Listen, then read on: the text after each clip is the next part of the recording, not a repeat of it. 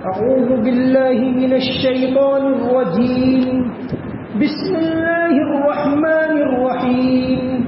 قل هو الذي أنشأكم وجعل لكم السمع والأبصار والأفئدة قليلا ما تشكرون. قل هو الذي ذراكم في الأرض وإليه تحشرون. ويقولون متى هذا الوعد إن كنتم صادقين. قل إنما العلم عند الله وإنما أنا نذير مبين. فلما رأوه زلفة سيئت وجوه الذين كفروا وقيل هذا الذي كنتم به تدعون. صدق اللہ العظیم. کہہ دو کہ وہی ہے جس نے تم کو پیدا کیا اور تمہارے لیے کان، آنکھ اور دل بنائے. تم لوگ شکر تھوڑا ہی کرتے ہو. کہہ دو کہ وہی ہے جس نے تمہیں زمین میں پھیلایا اور اسی کے پاس تمہیں اکٹھا کر کے لے جایا جائے گا. یہ لوگ کہتے ہیں کہ اگر تم سچے ہو تو بتاؤ یہ وعدہ کب پورا ہوگا. کہہ دو کہ اس کا علم تو صرف اللہ کے پاس ہے اور میں تو بس صاف صاف طریقے پر خبردار کرنے والا ہوں. پھر جب وہ قیامت کے عذاب کو پاس آتا دیکھ لیں گے تو کافروں کے چہرے بگڑ جائیں گے اور کہا جائے گا کہ یہ ہے وہ چیز جو تم مانگا کرتے تھے. پچھلی دو آیتیں جو گزشتہ کل پڑھی گئی اس میں یہ بات بتائی کہ اللہ تعالیٰ نے انسان کو پیدا کیا، اس کو کان دیے، اس کو آنکھیں دی، اس کو دل دیا اور پھر انسانوں کو زمین میں پھیلا دیا. قل هو الذی ذرأکم فی الارض وإلیہ تحشرون. کہ اللہ تعالیٰ نے یہ سارے اعضاء انسان کو دیے. کوئی انسان لے کر نہیں آیا اور یہ اعضاء کوئی انسان بنا بھی نہیں سکتا. اللہ تعالیٰ نے مفت میں یہ ساری نعمتیں دی. پھر آگے فرمایا وَإِلَيْهِ تُحْشَرُونَ. یاد رکھنا دوبارہ مر کر اس کے پاس جانا ہے.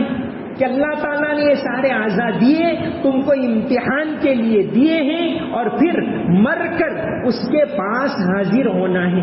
یہ بات پچھلی آیتوں کے اندر فرمائی.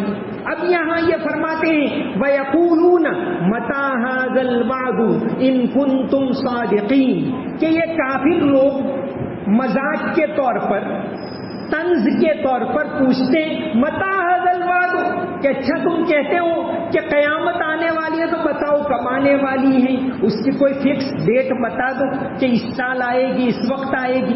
قرآن کریم میں یہ بات کئی جگہ آئی ہے کہ کافر لوگ طنز کے طور پر پوچھتے. وَيَقُولُونَ وہ کہتے ہیں مَتَى کب، هَذَا الْوَعْدُ یہ وعدہ پورا ہوگا، إِن كُنتُمْ صَادِقِينَ. قُلْ کہہ دو إِنَّمَا الْعِلْمُ عِندَ اللَّهِ اس کا علم اللہ کے پاس ہے. قیامت کا علم اللہ تعالیٰ نے کسی پیغمبر کو بھی نہیں دیا. اس کا علم صرف اللہ کے پاس. یہ ایسا ہی ہوا، قیامت آنے ہی والی ہے، اس میں کوئی شک نہیں. یہ بات ایسی ہے کہ کسی بھی انسان کو دنیا میں، چاہے وہ ارب پتی ہو، کوئی بھی ہو، اس کو پوچھو کہ بھئی تمہاری موت آئے گی؟ ہاں آئے گی. کوئی انسان انکار نہیں کر سکتا. کب آئے گی یہ پتہ نہیں، لیکن مرنا ہر ایک کو ہے. تو اس طرح یہ دنیا بھی فنا ہونے والی ہے، لیکن کب فنا ہونے والی ہے؟ سورت کے شروع میں جو بات بتائی تھی کہ اللہ تعالیٰ نے زندگی اور موت یہ دونوں اس لیے بنائے تاکہ تم کو آزمائے. تو اب یہاں یہی بات آ رہی ہے کہ قیامت آنے والی ہے، برحق ہے، لیکن کب آئے گی اس کا علم صرف اللہ تبارک و تعالیٰ کو ہے. جیسا کہ وہ ایک حدیث ہے جس کو کہتے ہیں ام السنہ. جیسے سورہ فاتحہ کو کہتے ہیں ام الکتاب. ام الکتاب یعنی پوری کتاب کا، پورے قرآن کا خلاصہ. سورہ فاتحہ ہے وہ قرآن کا پریفیس ہے، پورے قرآن کا خلاصہ ہے. اس کو ام الکتاب کہتے ہیں. مولانا ابو الکلام آزاد رحمۃ اللہ علیہ انہوں نے قرآن کی تفسیر لکھی. اس تفسیر میں پہلا والیوم، پہلی جلد پوری کی پوری صرف سورہ فاتحہ تفسیر لکھی ہے 400 صفحات میں کہ سورہ فاتحہ کے اندر کیا ہے. تو سورہ فاتحہ ہے وہ ام الکتاب ہے، اور ایک حدیث ہے جس کو حدیث جبرائیل بھی کہتے ہیں اور اسی کو ام السنہ کہتے ہیں. یعنی جس طرح سورہ فاتحہ پورے قرآن کا خلاصہ ہے، اس طرح یہ حدیث جبرائیل ہے وہ پوری ساری احادیث کا جو ذخیرہ ہے اس کا خلاصہ ہے ام السنہ.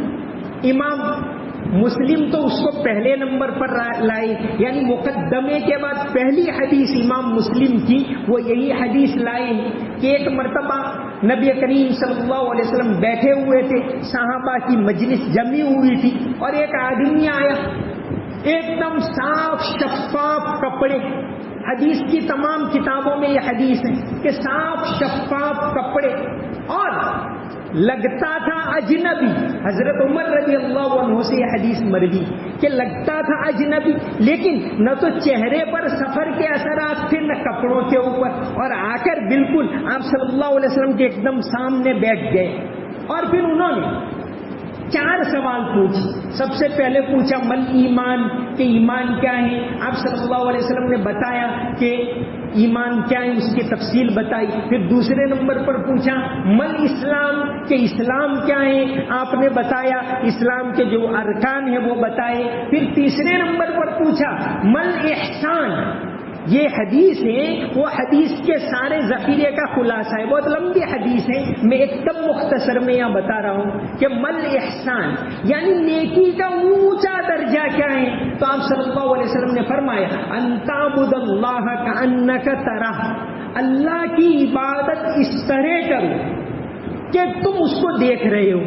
یہ نیکی کا سب سے اونچا درجہ ہے کہ چاہے تم نماز پڑھ رہے ہو، چاہے ذکر کر رہے ہو، چاہے دکان چلا رہے ہو. دکان تجارت کرنا یہ بھی تو عبادت کا کام ہے، بشرطے کہ اللہ کو حاضر ناظر رکھے کہ بھائی اللہ نے دھوکہ دینے سے منع کیا ہے، جھوٹ بولنے سے منع کیا ہے، حرام سے منع کیا ہے، ملاوٹ سے منع کیا ہے، اس کو دھیان میں رکھے تو وہ بھی عبادت ہے. تو فرمایا تیسرا سوال پوچھا مل احسان، احسان کیا ہے. تو آپ نے فرمایا ان تعبد اللہ کأنک تراہ، اللہ کی عبادت اس طرح کرو کہ گویا تم اس کو دیکھ رہے ہو. فإن لم تکن تراہ فإنہ یراک. اگر تمہارے دل میں یہ بات نہیں بیٹھتی تو اس بات کو دھیان میں رکھو کہ وہ تو تمہیں ہر حال میں دیکھ رہا ہے. یہ تیسرا سوال. پھر چوتھا سوال انہوں نے پوچھا کہ قیامت کب آئے گی.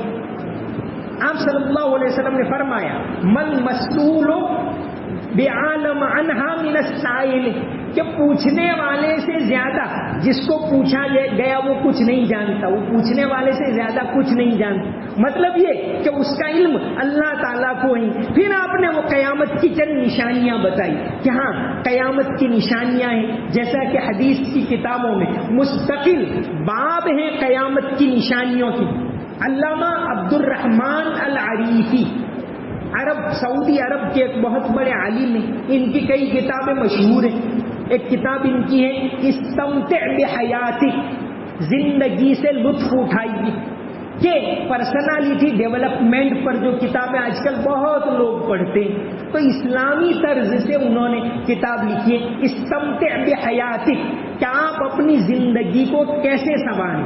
تو ان کی ایک کتاب ہے نہایت العالم، یعنی اس دنیا کا اینڈ کیسے آئے گا، یعنی اس میں قیامت کی نشانیاں، قیامت کی 10 بڑی نشانیاں ہیں. وہ تو ایک دم قیامت کے قریب ہوگی، جیسے سورج کا مغرب سے طلوع ہونا، یاجوج ماجوج کا آنا، دجال کا آنا، یہ ساری 10 نشانیاں ہیں وہ تو ایک دم آخر میں ہوگی. لیکن اس سے پہلے جو چھوٹی نشانیاں ظاہر ہوگی، جھوٹ کا عام ہو جانا، دھوکہ دہی کا عام ہو جانا، قتل و غارت گری کا عام ہو جانا، یہ نشانیاں اس سے پہلے ہوگی. تو علامہ عبد الرحمن العریفی اپنی کتاب نہایت العالم میں 131 نشانیاں، چھوٹی نشانیاں، 10 تو بڑی نشانیاں، 131 چھوٹی نشانیاں قیامت کی بتائی، اور اس میں انہوں نے شمار کر کے بتایا ہے کہ ان 131 میں سے یہ 84 نشانیاں تو اب تک ظاہر ہو چکی.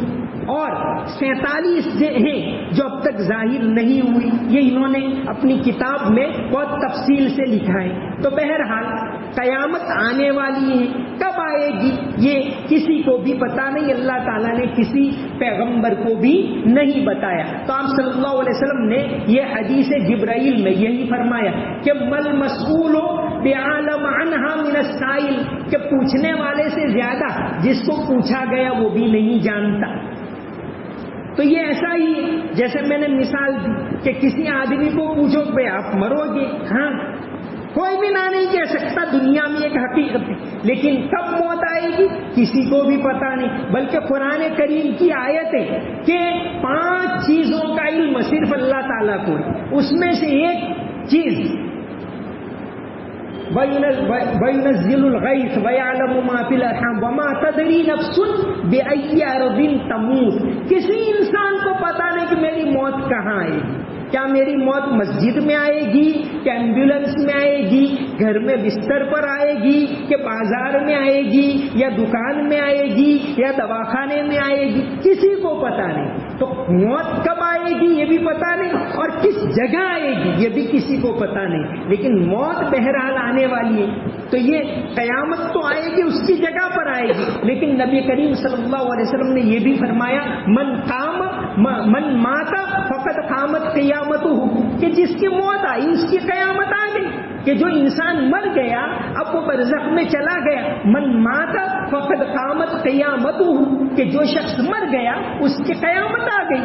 تو قیامت تو یہاں یہ لوگ طنز کے طور پر مذاق کرنے کے لیے پوچھتے ہیں کہ اچھا تم کہتے ہو کہ اللہ نے آنکھ دی، کان دیے، سب دیا، اور پھر وَإِلَيْهِ تُحْشَرُونَ، دوسری مرتبہ وہی پیدا کرے گا.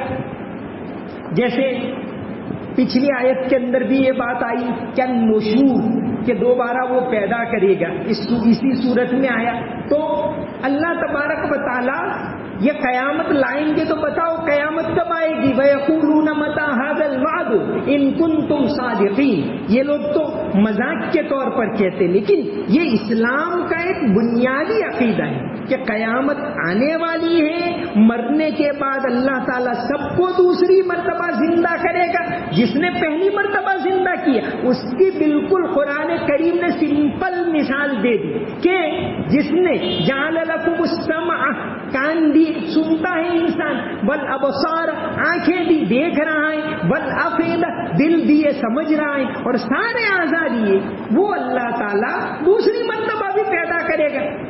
سورہ قیامہ قرآن کریم کی ایک صورت ہے سورہ قیامہ، اس میں یہی بات ہے کہ اللہ تبارک و تعالیٰ نے جس نے یہ سارا بنایا، جسم بنایا، اَيَحْسَبُ الْإِنسَانُ أَلَّن نَّجْمَعَ عِظَامَهُ، کہ کیا انسان خیال کرتا ہے کہ ہم اس کی ہڈیوں کو جوڑ کر دوسری مرتبہ پیدا نہیں کریں گے. بلا قادرین علی ان نسوی بنانا، کہ یہی نہیں ہم اس کے پورے پورے کو دوبارہ بنا سکتے. یہ پور جو ہے انسان کا فنگر پرنٹ، سورہ قیامت میں یہی لفظ ہے کہ علی ان نسوی بنانا. اللہ تعالیٰ نے ہر انسان کو ایسا مختلف بنایا ہے. ہر انسان، اس کی آواز الگ، اس کی چال الگ، اس کا رہن سہن الگ، ہر چیز الگ. آپ پہچاننے والے کو بولے پتہ چل جاتا ہے فلاں آدمی، حالانکہ دیکھا نہیں پیچھے ہے تو بھی کہ بھائی فلاں بول رہا ہے پتہ چل جاتا ہے. تو اللہ تعالیٰ نے ہر انسان کو کتنا مختلف پیدا کیا ہے، اس کی فنگر پرنٹ. آج کل تو موبائل میں بھی استعمال کرتے ہیں، ایک نے دبا دیا دوسرا لاکھ کوشش کرے. کیوں کہ یہ انگوٹھا ہر ایک کا ہے، لیکن یہ پرنٹ ہے سب کی الگ الگ ہے، اوپر لکیریں ہیں سب کی الگ الگ ہیں. تو پرانے زمانے میں بھی اس کا استعمال ہوتا تھا. تو قرآن کریم نے یہی مثال دی، بلا قادرین علی ان نسوی بنانا، کہہ رہے ہم ہڈیاں نہیں جوڑیں گے، ہم نے پیدا کیا تو، بلکہ ہم تو اس کے یہ پور پور کو ونس اگین اسی حیت پر پیدا کر سکتے. تو یہاں قیامت کے عقیدے کا تذکرہ ہے کہ اللہ تبارک و تعالیٰ نے یہ زندگی دی اور زندگی جس طرح ختم ہوگی اس طرح اس دنیا کی بھی زندگی ختم ہوگی اور پھر اللہ تعالیٰ دوبارہ پیدا کریں گے. صبح ہوتی ہے، شام ہوتی ہے، عمر یوں ہی تمام ہوتی ہے کہ انسان کی زندگی سے روزانہ پوری زندگی اللہ تعالیٰ نے زندگی میں ایک ٹائم لمٹ دی. اذا جاء اجلهم لا يستاخرون ساعة ولا يستقدمون. اس زندگی کے اندر اگر سب سے قیمتی کوئی چیز تو سونا بھی نہیں ہے، بینک بیلنس بھی نہیں ہے، مکان بھی نہیں ہے، سب سے قیمتی کوئی چیز ہے تو ٹائم ہے. گیا ہوا ٹائم دوبارہ نہیں آ سکتا. ایک سیکنڈ چلا گیا اس کے بعد وہ سیکنڈ پھر سے نہیں آئے گا. ایک دن چلا گیا زندگی کا، پھر زندگی میں وہ دن کبھی بھی لوٹ کر نہیں آئے گا. آج 17 رمضان 1444، آج کا دن اگر چلا گیا یہ دن زندگی میں دوبارہ نہیں آئے گا، وہ گیا. اب آئندہ کل کا دن اللہ تعالیٰ دیں گے جس کی زندگی پر روزانہ نیا دن دیں گے. ایک شاعر گزرے عمر خیام، انہوں نے ایک ربائی لکھے. فارسی کے بڑے حکیم شاعر جیسے شیخ سعدی کا نام آتا ہے، مولانا رومی کا نام آتا ہے، اس طرح عمر خیام کی ربائیوں کا ہمارے یہاں ایک شنیہ پالن پوری کر کے ایک شاعر ہے گجراتی، انہوں نے اس کا گجراتی نظم میں ترجمہ کیا ہے. ایک ربائی کا انہوں نے ترجمہ کیا ہے، ہر پربھاتے چیت ویچے کوکڑاؤ نی پکار، کہ ہر صبح وہ مرغا آواز دے کر کہہ رہا ہے کہ جاگ جا جاگ او نادان، رات بیتی اونگ ماں، کہ نادان ابھو تئی جا، کھڑا ہو جا، تیری رات چلی گئی. اس طرح زندگی بھی چلی جائے گی، زندگی بھی ختم ہو جائے گی. اور یہ زندگی کا ہر دن، ہر لمحہ، ہر منٹ قیمتی ہے. اللہ تعالیٰ نے اس دنیا میں کتنا زیادہ انصاف سے کام لیا، کہ امیر ہو یا غریب، مالدار ہو بلڈنگ میں رہتا ہو کہ جھونپڑے میں رہتا ہو کہ فٹ پاتھ پر رہتا ہو، ہر ایک کو 24 گھنٹے یکساں دیے. کسی کو کم نہیں، کسی کو زیادہ نہیں، ایک سیکنڈ بھی کم نہیں، ایک سیکنڈ بھی زیادہ نہیں. تو وَيَقُولُونَ، وہ کہتے ہیں مَتَىٰ هَٰذَا الْوَعْدُ إِن كُنتُمْ صَادِقِينَ، کہ یہ وعدہ کب پورا ہوگا؟ اگر تم سچے ہو تو بتاؤ کہ اللہ تعالیٰ نے فرمایا کہ قیامت آئے گی اور دوسری مرتبہ زندہ کریں گے، تو بتاؤ کب زندہ کریں گے؟ قُلْ إِنَّمَا الْعِلْمُ عِندَ اللَّهِ، آپ کہہ دو. مسلسل 6 مرتبہ یہاں قُلْ آیا. قُلْ کہہ دو إِنَّمَا الْعِلْمُ عِندَ اللَّهِ، اس کا علم تو اللہ کے پاس ہے. وَإِنَّمَا أَنَا نَذِيرٌ مُبِينٌ، میں تو لوگوں کو خبردار کرنے کے لیے دنیا میں بھیجا گیا ہوں.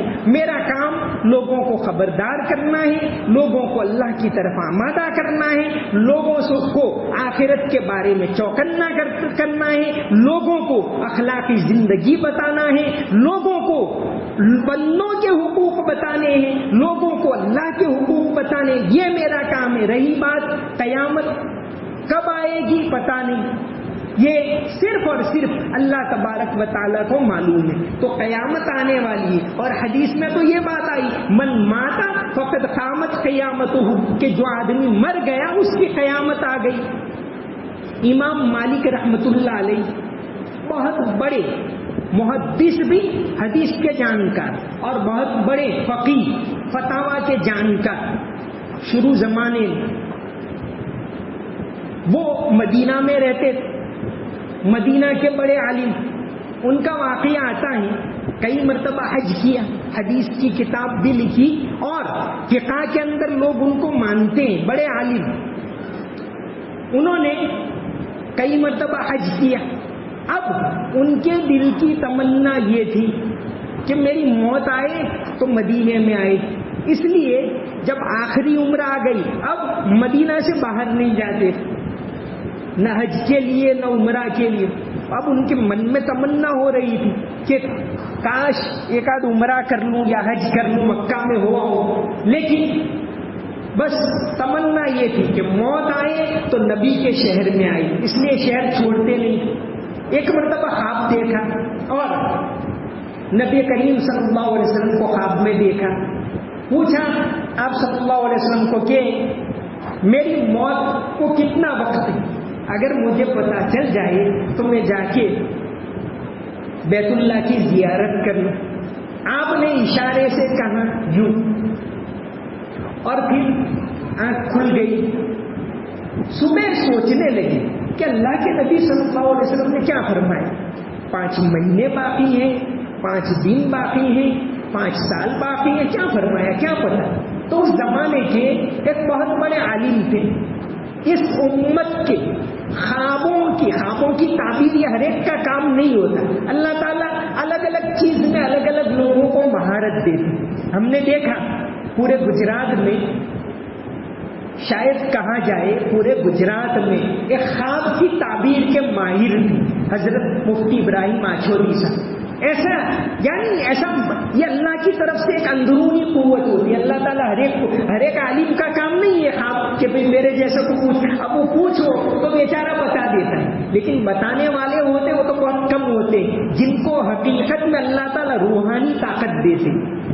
تو امام مالک انہوں نے کہا کہ اس زمانے کے جو علامہ ابن سیرین، یہ مفتی آچھودی کے بارے میں ہم نے ایک مضمون لکھا، اس میں ہم نے لکھا کہ ان کو گجرات کے ابن سیرین کہنا چاہیے۔ تو اس زمانے کے جو خواب کے ماہر تھے ابن سیرین، ان کو پوچھا کہ حضور نے یوں بتایا، اس کا مطلب کیا؟ تو علامہ ابن سیرین نے کہا اس کا مطلب یہ ہے کہ 5 چیزوں کا علم اللہ کے علاوہ کسی کو نہیں، اور اس میں سے ایک بات یہ ہے کہ وما تدری نفس بأی ارض تموت، کہ انسان کی موت کس زمین پر آئے گی اس کا اللہ کے علاوہ کسی کو پتہ نہیں۔ تو بہرحال ان آیتوں کے اندر جو شروع صورت میں الذی خلق الموت والحیات لیبلوکم ایکم احسن عملا، کہ اللہ تعالیٰ نے موت اور زندگی کا نظام اس لیے بنایا ہے کہ آزمائے۔ تو یہاں یہی فرمایا کہ قیامت آنے والی ہے، برحق ہے، لیکن اس کا علم صرف اللہ تعالیٰ کو ہے۔ پیغمبروں نے اگر بتائی ہے تو اس کی نشانیاں بتائی ہیں، باقی وہ کب آئے گی اس کا علم اللہ کو ہے۔ یہ کافر لوگ مذاق کے طور پر پوچھتے تھے، لیکن جواب میں آپ صلی اللہ علیہ وسلم نے یہی فرمایا، بلکہ اللہ تعالیٰ نے یہ فرمایا کہ کہہ دو کہ اس کا علم صرف اللہ کے پاس ہے، وما علینا الا البلاغ المبین۔ اللهم صل على محمد وعلى ال محمد وبارك وسلم رب اغفر وارحم وتجاوز عما تعلم انك انت العز الاکرم۔ یا اللہ یہ 17 رمضان کا دن ہے، یا اللہ یہ وہ دن ہے جس میں تو نے تیرے حبیب صلی اللہ علیہ وسلم اور آپ کے مٹھی بھر ساتھیوں کو فتح عطا کی تھی۔ یا اللہ یہ ایسا دن ہے، یا اللہ ہم بھی تجھ سے دعا کرتے ہیں کہ اس ملک کے اندر مسلمانوں کو عزت والی زندگی نصیب فرما، یا اللہ ذلت سے حفاظت فرما، یا اللہ اس ملک کے اندر امن و امان قائم فرما، عافیت کا ماحول پیدا فرما، یا اللہ اس ملک کی تمام مسجدوں کو آباد فرما، تمام مدرسوں کو آباد فرما۔ یا اللہ یہ مسجدیں کوئی 500 سال پرانی، کوئی 1000 سال پرانی، یا اللہ یہ تو اس لیے بزرگوں نے بنائی تھی کہ قیامت تک آباد رہے۔ یا اللہ ان مسجدوں کی حفاظت فرما، ان کو قیامت تک آباد فرما۔ یا اللہ مسجدوں کو آباد کرنے کی ہم تمام کو توفیق عطا فرما، حلال پاکیزہ روزی عطا فرما، ہم تمام کی مغفرت فرما، تیرا خوف نصیب فرما، تندرستی کے ساتھ تیری عبادت کرنے کی توفیق عطا فرما۔ اللہم صلی علی محمد وعلی ال محمد وبارک وسلم۔ سمعنا واطعنا غفرانک ربنا والیک المصیر برحمتک یا ارحم الراحمین۔